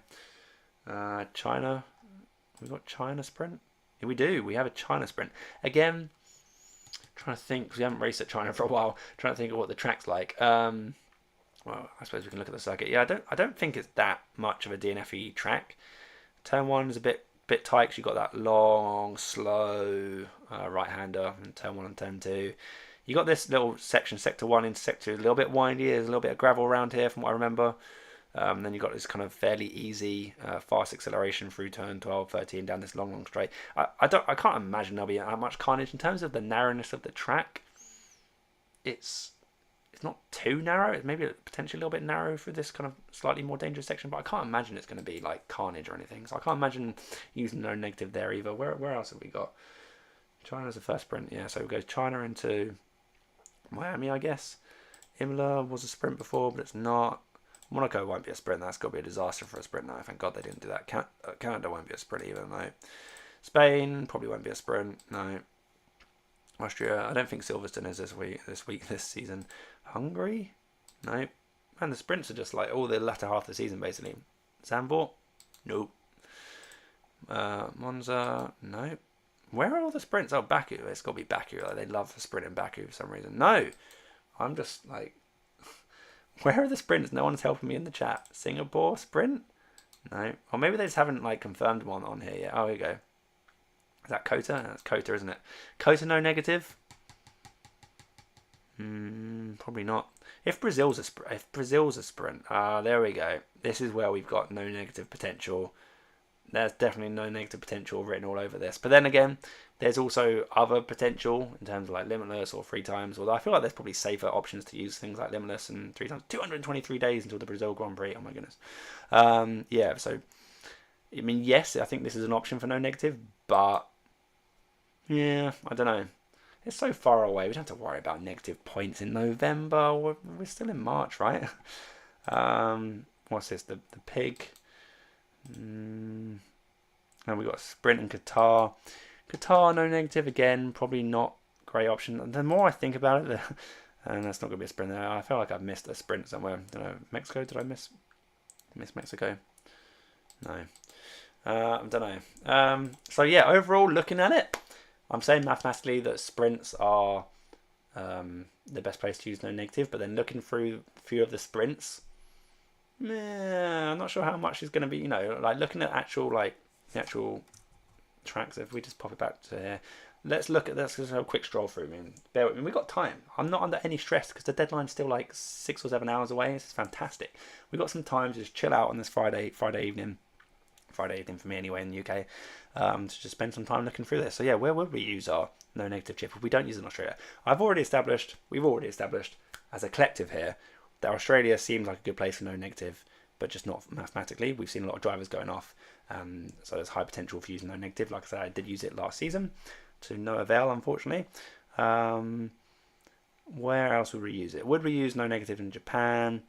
No, I mean, it's a little bit of a tricky track, and I could see a couple of cars going off, but I can't see carnage. China, I can't see carnage. Miami, I can't see carnage. Imola, nah, probably can't see carnage there. Monaco, it's a tricky track. You know, obviously very tight with the walls obviously very close in and everything, but it's maybe if it's pouring with rain, no negative, maybe Monaco. Canada, probably not. Again, I do love Canada. Just looking at, I don't know, just when I think of the track, I just love it. It's just a great track. One of my favourites. Just throw that out there. Spain, no negative, no. Austria, probably not. Silverstone, probably not. Hungary, no. Belgium, no negative. Potentially, just thinking like rain. But again, it's going up Eau Rouge and that. Yeah, maybe. Zandvoort, probably not no negative. Monza, no. Baku, potentially an argument for that. There seems to be a few DNFs going around Baku every now and again. Singapore, no negative. Yeah, I mean, I think a few people used that last year to no avail. Definitely see potentially people holding up. The Singapore's not a sprint, is it? No, it's not a sprint. If it was a sprint on top of being Singapore, then like suddenly it's like, oh, okay, actually that's a really good candidate for no negative. I think it's still a decent candidate. Could certainly see some amount of DNFs going on there. We've got Kota, no negative, no, just don't see it. It's just going to be like a nice dry race. Mexico, yeah, not really again. I can't see too much damage going on there. Again, potentially rainy. Brazil, I've already mentioned being a sprint and potentially rainy and just a tricky, tight track. Brazil was probably like a kind of a standout for no negative potentially. Past that, we've got Las Vegas, no. Qatar, no. Abu Dhabi, no. I feel like it is kind of Brazil, Singapore, maybe Azerbaijan are the next best candidates after Australia. What do you guys think? I said there's only going to be one more poll, but the no's have it in this poll. But I would like to just get my opinion on. I've pulled out these candidates. Let's have a look. So would you use it in Australia? Would you be really patient and save it for Brazil? I'm not typing out Azerbaijan. You're getting Baku for that. And the other candidate, what did I say? Singapore. These are just the candidates that I've kind of loosely grouped it together. These are kind of where I'll be looking at. Obviously, there are other candidates. I'm thinking like anywhere whether it pours or rain potentially. But it'd be kind of interesting to see where people are kind of leaning towards. I feel like personally, if I don't use it this weekend in Australia, then Brazil would probably be my next preference. Probably. In terms of booking in other chips, like the big chips like the Limitless, I'm going to be very flexible on, but try and get it for a sprint weekend if I can. On a safe sprint weekend, something like a Kota. Again, having flashbacks to the DQ in Kota last year. But yeah, so something like Kota. Although, wait, Kota's not a sprint. It is a sprint. Yeah, okay. So Kota sprint looks like a good opportunity for the 3 times DRS or the Limitless potentially. What else did we say with sprints? Oh, Austria. Austria is always a good bet. Putting on like 3 times for Verstappen. I didn't use it last year, but I was very tempted to use it again. Again, it's a sprint. Red Bull's kind of home race. Verstappen's just dominant around this track. Kind of tempted to use it there potentially. The 3 times is an interesting one as well to save for down the line because our budget is so skewiff that we don't really have a good 2 times driver when we use our 3 times driver. So it's going to take a little bit of manipulation for our teams when it comes to the 3 times driver. But yeah, I do think that Austria could definitely be something in contention there. Then you got China and Miami in terms of other chips. Probably not going to be using 3 times. Although I guess Miami's kind of safe, but I don't know. I want to see a track where someone like Verstappen is just dominant and a safe bet before putting the 3 times on. So all things considered, no negative for Australia actually doesn't look that bad. Like I would say that Brazil is probably the next best option. Let's have a look at where we're going here. Oh, it's really split. Really split. Wow. Okay. Brazil currently just about ahead in the poll, followed very closely by Singapore, followed pretty closely by Australia, and then Baku kind of train at the end. Very interesting. Only 60 people have voted, and there's 200 people in here at the moment. Come on, people, get voting. Let's have a quick look at the chat as well, because why not? I was also just realised, how long have I been live for? Over an hour. It's just, yeah, super chill. Love it. I'm keeping Verstappen 2 times and Red Bull Aston for 1 more race, Ronald. You've got more patience than me. I have certainly considered it. And the fact that I'm considering the no negative chip and moving away from Verstappen in the same race is also making me think like, am I doing the right thing moving away from Verstappen 2 times? Don't know. Glenn, calling my maths wonky. Save no negative for a rainy race, not a sprint race. Tom's maths is wonky. What? Can you explain why my maths is wonky exactly? Like, because if you've got a sprint race which gives you an opportunity for -20 and a Grand Prix which gives you an opportunity for -20, surely like increased chance of just catching a -20, it's better to use it as a sprint race, right? Um, you would use it on a rainy day, which is kind of a game time decision. Yeah. But the thing is, people say about rainy day and that, but how many times do we actually see people like go crazy and like crash off in the rain? I just feel like it hasn't happened very much recently. I'm not sure. Yeah, I'm not sure about that. Belgium, maybe for the rainy race day. Still remember Sergeant double DNF in guitar last year. Yeah, put it in that. I would say use a no negative chip on a track that's high probability of safety cars like Australia or Silverstone. Yeah. I mean, like I say, I think some people would use no negative in Jeddah because I think Jeddah's one of those tracks where you potentially DNF is a kind of high chance. Would have paid off for anyone who had Stroll or Aston Martin. Me, last week or 2 weeks ago. Are we going to be looking back on Australia with? Are we going to be looking back? Oh, Michael's just joined the chat. Hi, Michael. How you doing? You are very late. In fact, I'm surprised I'm actually still talking an hour and 10 minutes later. But there you go. I'm just gonna sorry, I've completely lost my train of thought now. I don't know what I was talking about, but we were talking about no negative. But yeah, I've completely forgotten what I was talking about. Michael, you've completely put me off. Darren comes in and says that build looks good to me. Yeah, it does look pretty decent, doesn't it?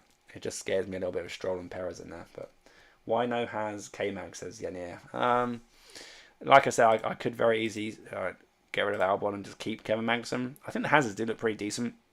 I think out of the Hazards, I think I prefer Magnussen. It's really hard to tell because if Hulkenberg actually qualifies well and has a decent enough race pace to kind of maintain that, then that's still not even that good though, is it? He's still only going to get a couple of points. Whereas Magnussen maybe doesn't qualify quite so well.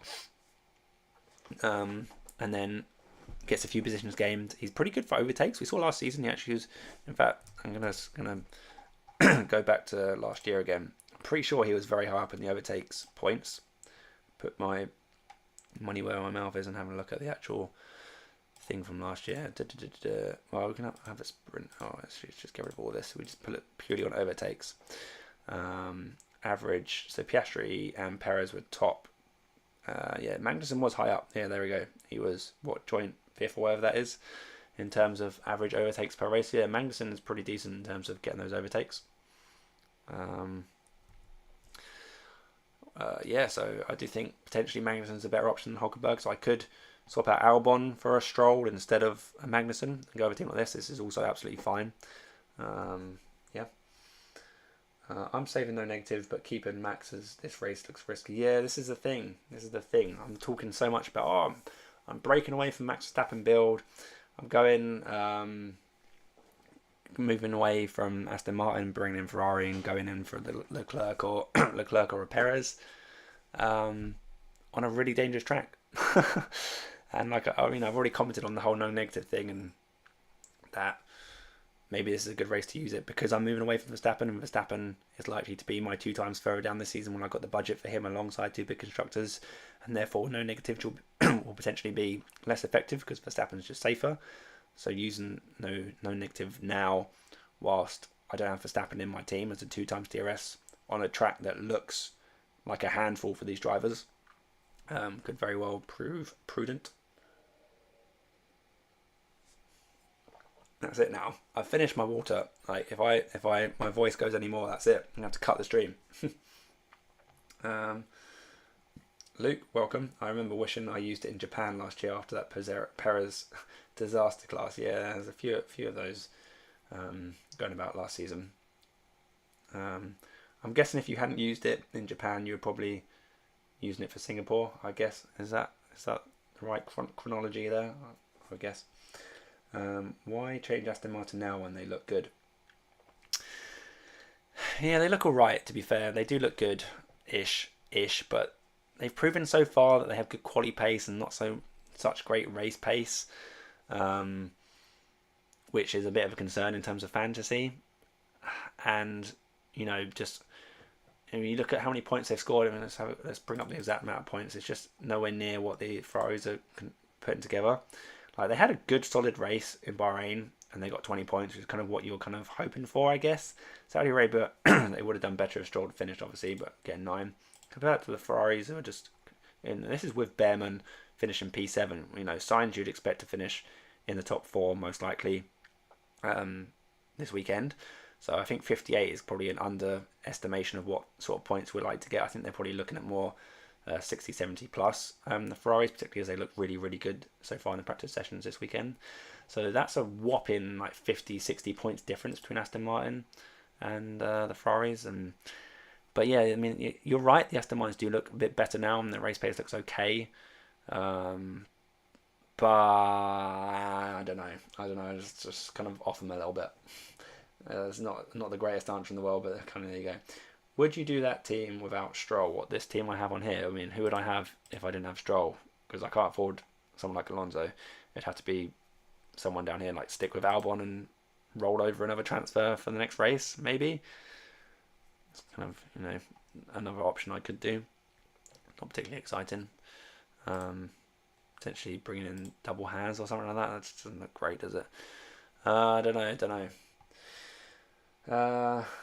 Used it in Singapore and Novel. Yeah, I think quite a few people used it. No negatives. I think last year, if you got any points, like net points gained from your no negative, you probably got really lucky, to be honest. I think a lot of people just ended up getting 0 points from the no negative. This season, I think a lot of people will benefit from it more because it's a stronger chip this year with the rule change. I am still very tempted to use it. I feel like my voice is literally going. I'm sorry. I feel like I've almost talked myself into strongly considering the no negative again for Australia. So look at the poll. Well, this poll, could it be any more split? Honestly, could it be any more split?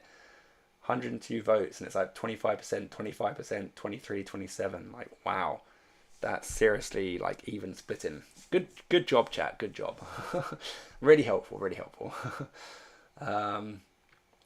Okay, I feel like the questions are drying up a little bit. The questions are drying up and my throat is drying up. So I think I'm going to wrap up in a minute. But so yeah, last chance to get last couple of questions in before I kind of sign off. And then try and get some sleep before I foolishly set my alarm for 4:45 or whatever I'm going to do. Do you think Alonso will increase in price over the next few weeks? Yeah, to be fair, probably will. He's at 16. He's actually climbed up, kind of snuck up a little bit, hasn't he? But he's still kind of under that next category up, where you're looking at like the Sainzes, the Russells, the the Clerks, and everyone. And he is likely to finish in the top 4, 5, 6, 7, 8, roughly. I would guess he's going to finish P5, P6, P7, maybe on average, on a good race, perhaps. So yeah, we could see a little bit of a price increase, but he's at a weird price point where he's really hard to fit in, to be honest. You don't really want him as your 2-times driver, and you can't really afford him as a kind of sub 2-times driver, as your like second driver. So yeah, Fernando Alonso, I do think he probably will creep up in price, but not enough to warrant potentially putting him in my team, I would say. Oh my goodness, suddenly I said last few questions and suddenly everyone's gone crazy. Right. Let me answer these questions as best I can, then I will wrap it up because my throat is actually just like. Do you think Alonso? I always read that one. Will you give us an update with the final team?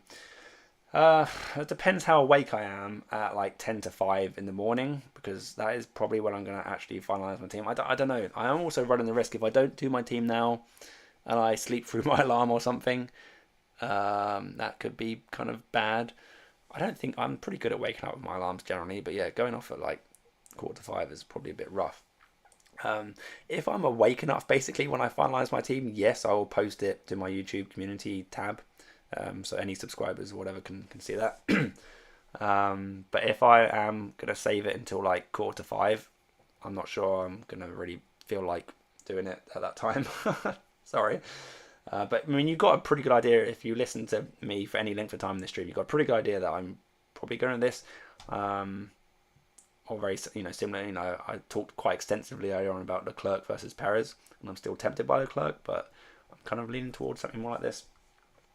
So yeah, Gasly for budget build. Yeah, I've talked about Gasly already. I think he is good for budget building and potentially good for a few points because he's going to go out in Q1 likely. The Alpine reliability is a bit of a concern.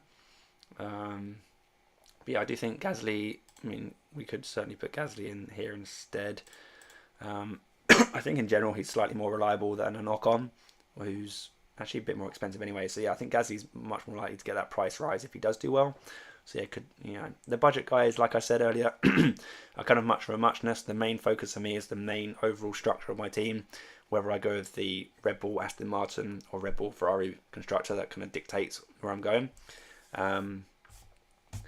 It's a fine balance between building budget, playing it safe in terms of consistency with Verstappen, and also just maximising your points. You're trying to balance those three things, like safety, budget building, point scoring. You're kind of balancing those three big factors, and it's trying to work out which factor you want the most. Obviously, you want points is the main thing, but you've got to look at the longer term picture as well in terms of building your budget, and you've also got to look at the short term fear factor of Australia being quite a tricky track where we could see some DNFs, some red flags, etc. And moving away from the Verstappen build is slightly concerning. Right, what else we got in the chat? What are you looking for from FP3, assuming keeping an eye on Perez versus Leclerc? Yeah, I mean, FP3, I never look for anything specific. I'm more looking just like the overall big picture. Obviously, Perez is certainly someone I'll keep an eye on because maybe that determines potentially between my Leclerc versus Perez build, who I decide ultimately between Perez and Leclerc.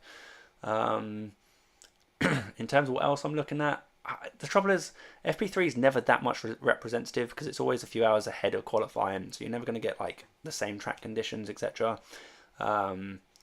People have changed setups and things overnight, and I don't know, sometimes FP3 I find can lure you into traps. I don't know how other people feel about this. I feel like I've been lured into the odd trap in the past where you look at FP3 and suddenly someone or one particular team is suddenly doing really well, and everyone's like, oh my god, we need to put them in my fantasy team, and it's actually like, well, actually they maybe they turned their engine up or something, and I don't know, just weird stuff happens. So I'm not sure how much I can trust FP3. I will definitely be looking at it and kind of looking at it kind of an overall picture and kind of slot that overall picture into what we already know from the other practice sessions and everything.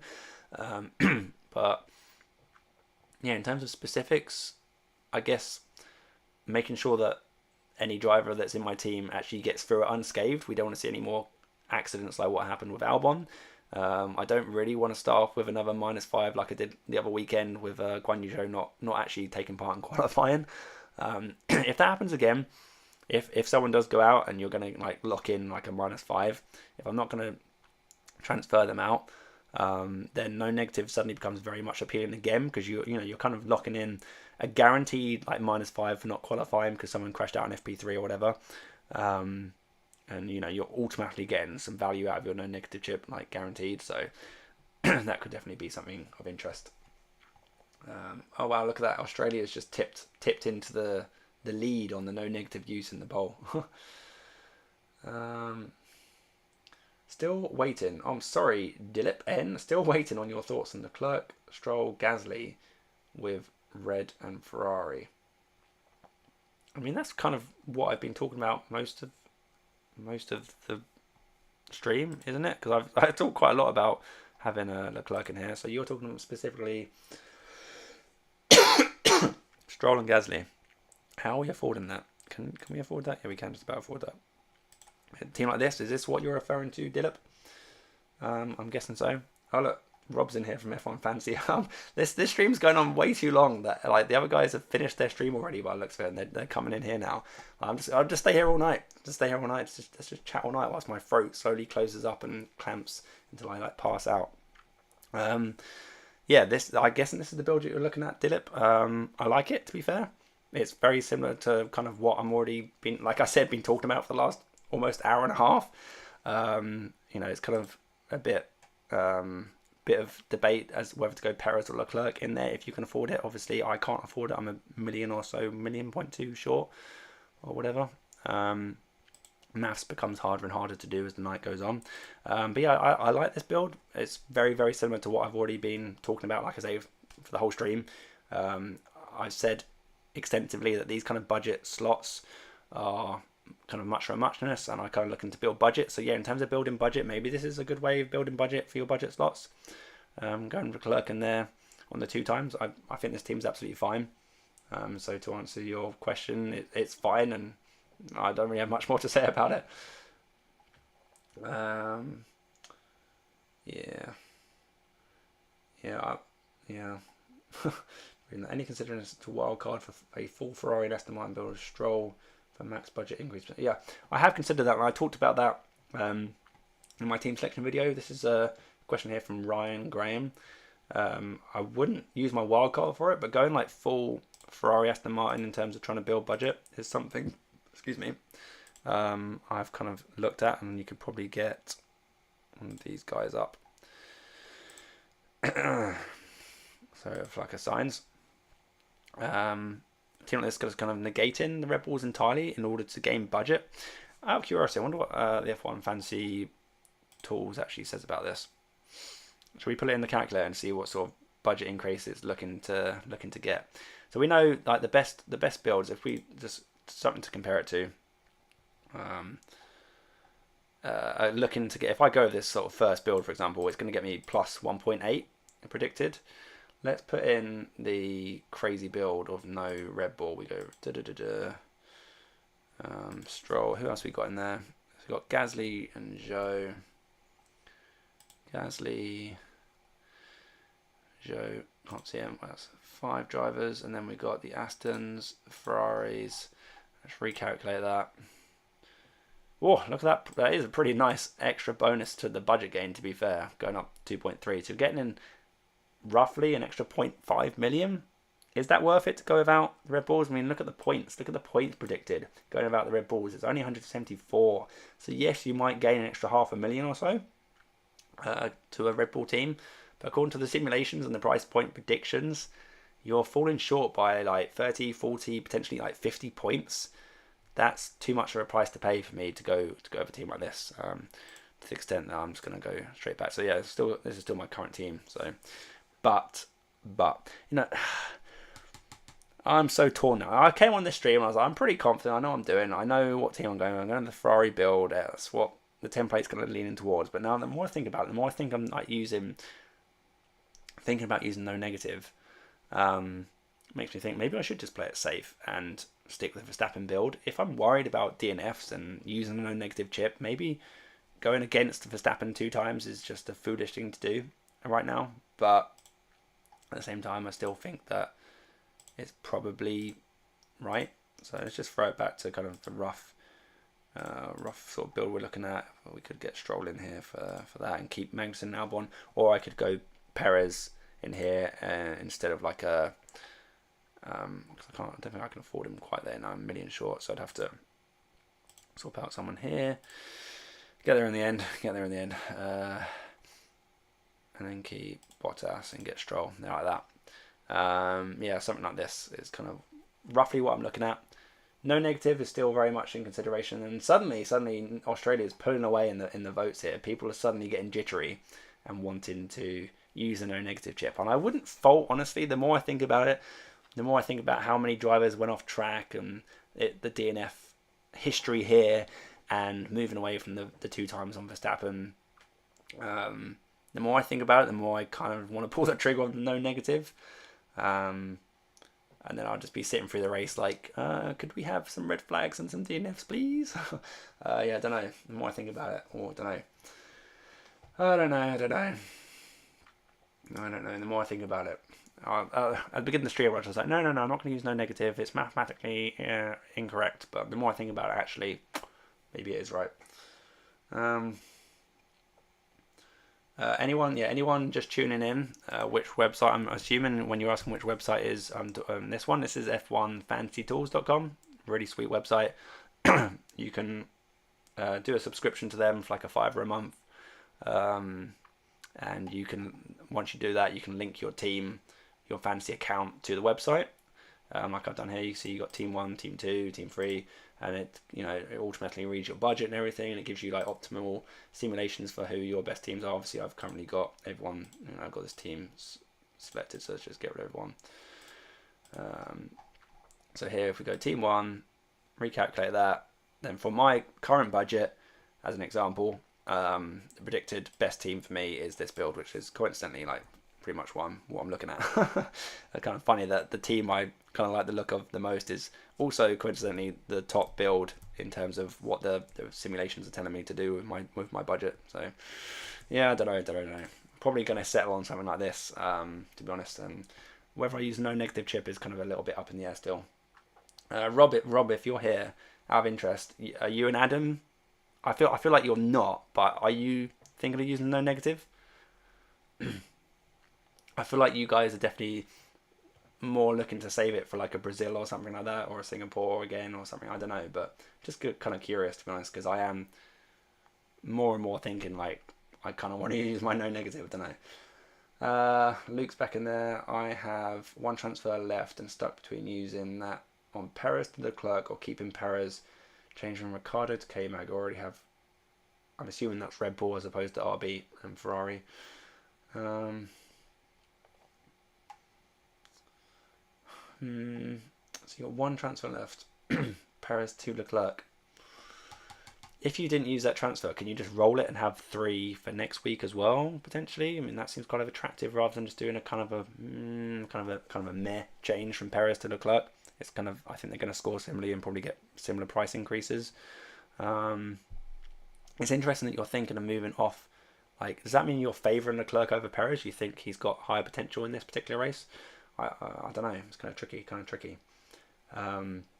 Yeah, I'm very torn. I'm still very torn. And like I say, it's now 10:30. I've been streaming for an hour and a half. This is like a record for me. I'm just literally just spending my Friday evening just chatting to you guys. It is really nice. It's kind of chill. But yeah, I'm still, once I come off the stream, I'm going to have like some quiet time, just think like Leclerc versus Perez, no negative or not no negative, and then kind of budget picks to kind of filter down, and that's kind of my team locked in, I think. But yeah, I think I am pretty set on moving away from the Verstappen 2 times, which is, it's a scary thing to do, but yeah, I'm kind of there. Better to use no negative for Perez because it won't be long until you get the desired max. Yeah, that is Ismail Ali. That's kind of what I was touching on earlier. Using no negative now, whilst I can't afford Verstappen in this build. I'm hoping further down the line in the season, when no negative, other people will be using the no negative chip. I'm hoping my budget would have increased enough to enable me to get Verstappen in the 2 times, latch onto him in the 2 times with Ferrari, Red Bull as the constructors, if that's still like the template further down the season.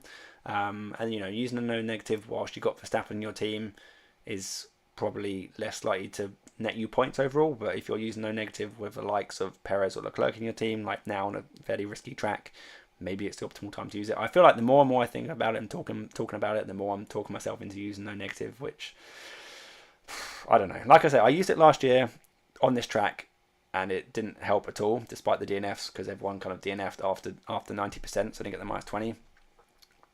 Will the same sort of craziness happen again? I don't know, but the whole amount of drivers going off in FP1, FP2 has got me jittery and make me like close to pulling the trigger on no negative, but I don't know. I'm considering it. And look at the poll, and the more I talk about it, I don't know if I'm just convincing you guys more, the more I talk about it as well. Not just convincing myself, I think I'm convincing everyone else to use no negative as well. Rob's come back saying not using it. Fair enough.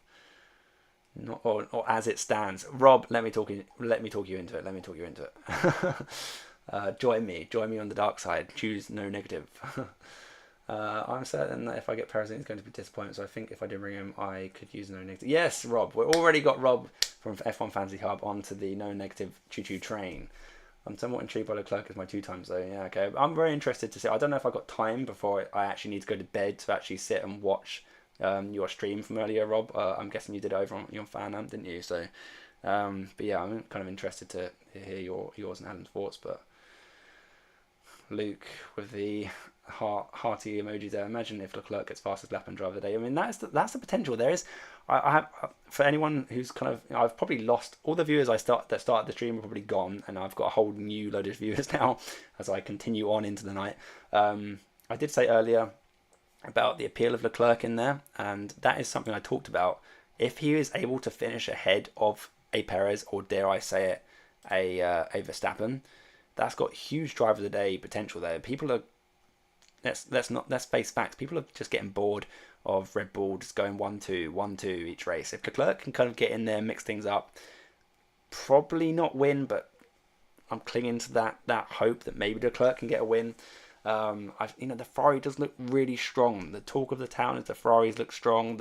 the data, the lap times show that they look strong. The drivers are talking confident. This is a track that clearly suits them. If we're going to go against the Red Bull for 2 times, is now the time to do it? Is Leclerc potentially, driver of the day candidate? I don't know. It's really tough. It's really tough. Keith's come back in. You're still here.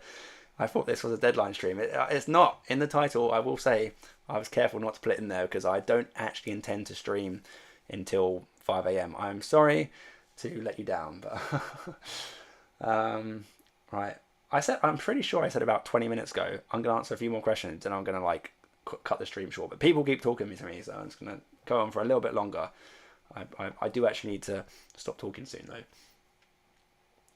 Process said, but Leclerc has a real high ceiling. Yep. Thoughts on signs and as a whole. Yeah, I mean, Tic Tac FM. I'm assuming that means you're using signs as the 2 times. I've again talked about this what feels like 6 hours ago now on the beginning of the stream. I have considered signs in that 2 times slot because I think he's good for budget gain and potentially good for a podium. But I'm just not convinced of him. I think Leclerc's got that qualifying pace in him, the potential to put it on pole. We know Albert Park's fairly tricky to overtake on. Leclerc potentially could hold out of that decent looking race pace. Again, I've lost the page for it now because I've gone on to different pages. I'm not faffing around on stream looking for it. I do think that Leclerc's definitely got some definitely big high upside in terms of points as well as budget potential. I mean, Perez is now up to 22 million. They both went up $1 million last week. Is Perez getting into that kind of realm of not being able to get those big price rises? We see Verstappen winning every race and only going up 0.2. Is Perez now, if he finishes P2 again, only going to go up 0.5? Whereas Leclerc might still be open to $1 million rise. If Perez has gone from 21.1 to 22.1 just for finishing P2, could we see Leclerc go up another $1 million for getting another P3, for example? So I think Leclerc could be certainly a good option in terms of budget potential as well as points potential. So yeah, I'm certainly very open to Leclerc here. Yeah, Ricky Fisher, 5 a.m. That is literally the deadline for me here in England. So right, last few things here. Ricky is sticking with Max. Yeah, bold. Patience could pay off. The Aston Martins don't look terrible, so yeah, could be a good thing. Massive crash. Lewis wins on thoughts on Leclerc, Stroll, Red Bull, Ferrari, Leclerc, Stroll. I mean, that's pretty much the team I've got on here. Dapinder Bra. It's more or less the team I've got on here, subbing out 1 or 2 budget drivers, and so you kind of already got my thoughts on it. The fact that I'm heavily considering a team like this. I will say, if I go over this, I probably won't have Bottas in. I'll probably stick with Magnussen. In fact, I would, because otherwise I'll be using 4 transfers and I'm not going to take a -10. So yeah, I would actually have a team like this, which basically has Leclerc as your kind of premium driver, Stroll as your kind of second driver, and then 3 kind of budget fillers. Yeah, I think last couple of bits here. Would you take Stroll and minus 5? It's -10. If you're talking about further transfers, Jason, it's -10 to get extra transfers. Lewis, Red Bull, Ferrari, Leclerc, Tsunoda, Albon, Magnussen, Stroll. Yeah, that's almost exactly what I've got here, right? Yeah, I think so. Leclerc. So Tsunoda's in there. Tsunoda is in there instead of Magnussen? No, Magnussen. How can I? Oh, you've got Guan Yu Zhou, isn't it? It's Guan Yu Zhou. That's the difference. So you've gone for Tsunoda instead of Guan Yu Zhou, which is fine. Absolutely fine. I think, we know the RB's race pace has looked slightly improved this weekend based on the practice session, so maybe Tsunoda will come good this weekend. I'm sticking with Zhou just because I think he's got good potential for overtakes and maybe some budget gains. So double Ferrari drivers with Red Bull and Aston as constructors. Yes, I have. Anacardo, I have. We discussed that earlier on stream. I looked through it and ultimately decided no. I'm not going to go through the whole thing again because, like I say, I do kind of want to wrap up my thoughts here. But my overall feeling, if you want to go back further on the stream, further back, I did kind of talk about that exact build, and my overall feeling was kind of I don't want to do it. There you Why do only change your team 1? You never stream your team 2 and 3. Yeah, I mean team 1. I mean I mean these are my team 2 and 3 at the moment. I haven't made any transfers as yet. They've still got 3 in the bank as well. I'm much more focused on this my one team, to be honest. I will still make transfers and try and get these teams kind of up the rankings, because my team 3 is actually doing better than my other teams at the moment. So actually, in terms of looking at who my best, who highest rank is in the global rankings, team 3 is actually the best. I will kind of optimize that a bit. But in terms of my main focus, I'm only really focused on my team 1. Anacardo, again, don't you think there's good budget potential? I can't remember my exact specific reasonings for not going for it, but I think, yes, it has some budget potential, but I think in terms of actual points potential, it's too much of a hit. Honestly, just go back in the stream. It was probably half an hour, 45 minutes ago. Go back and have a look. I want to kind of, move away from that at the moment.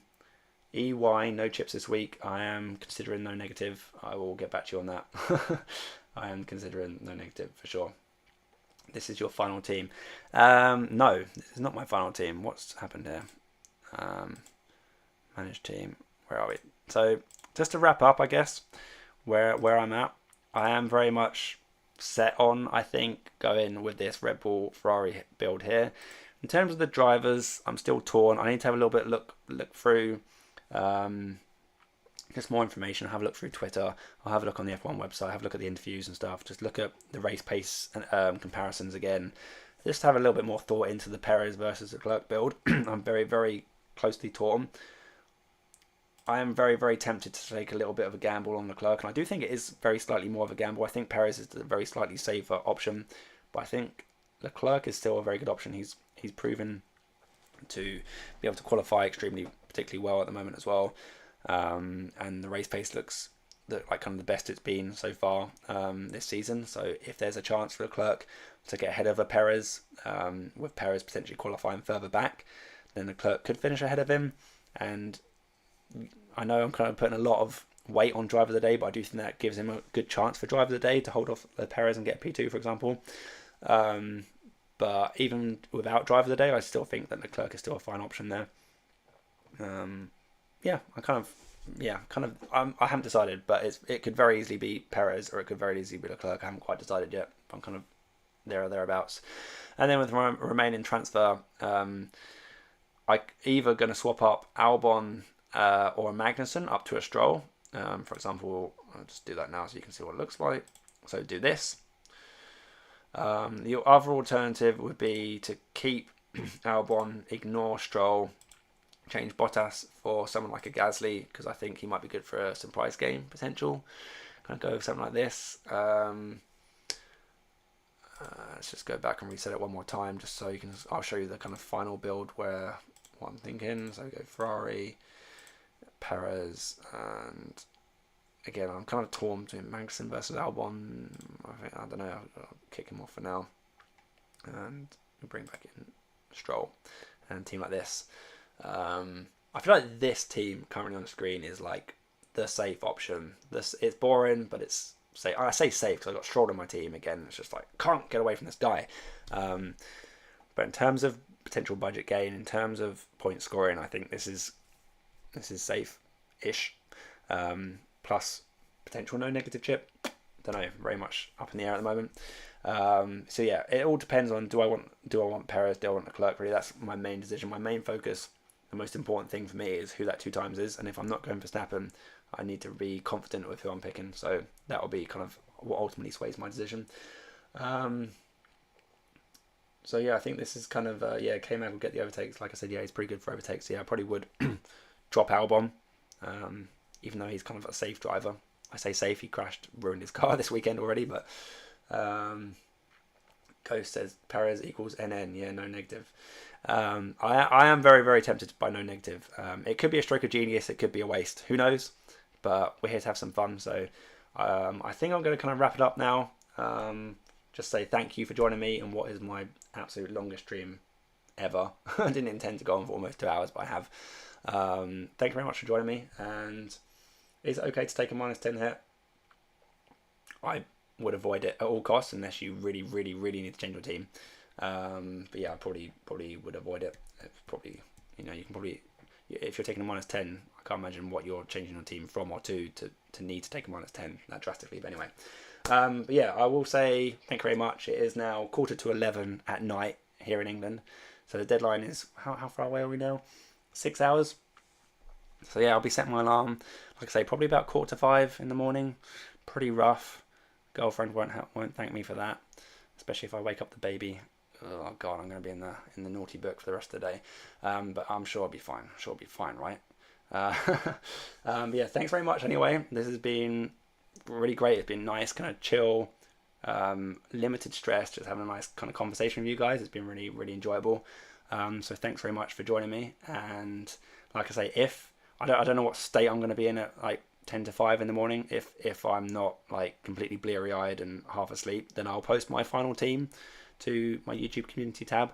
But forgive me if I don't do it, because I might literally just be like really like blinded by my phone light, quick look at FP3, make my transfers, and then like go back to sleep or whatever.